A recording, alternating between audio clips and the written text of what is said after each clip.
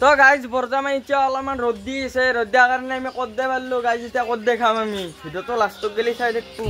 আমাৰ কদ্দে কাটবো এটাই, কদ্দে কাটবি না এই কদ্দে কাটবো। আৰু কদ্দে পালো কেইটামান, কিন্তু কাঁচা আহিছে, এতিয়া পকা নাই। বৰ্তমান কিয়া কেতিয়া আহিলে সেন্দক বুলি অলপমান থব লাগব না গাই। এই কদ্দে কেতিয়া পালো, কেতিয়া হ'লে হৈ যাব আমাৰ। আমি এনাও চাতিয়া আছো, কেতিয়া কদ্দে হ'লে হৈ যাব। এতিয়া এটা কাটবো, আপোনাৰ লগত জকি আছো গাইজ। ভিডিঅ'টো লাষ্টত বুলি চাব কিন্তু, আৰু চেনেলটো ছাবস্ক্ৰাইব কৰি দিব যদি নতুনকৈ চাই আছে।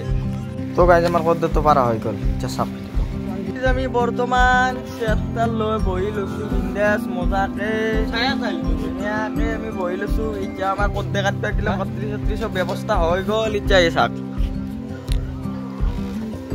চৰিয়াটো মই ললো, বাকী কদ্দে এতিয়া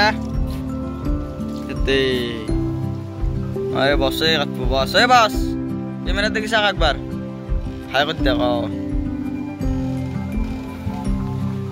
সরিয়াত। ভিডিওটো লাস্টত গেলি চাই দেখবো, দেখিবা তো কৈ দি অলপ ডাঙৰকে কো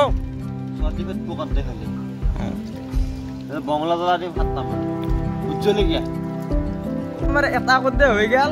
এটো গাইজ ফাইনালি আমার চিন্তা কদ্দে হৈ গেল। অলপমান দে দিছো দক।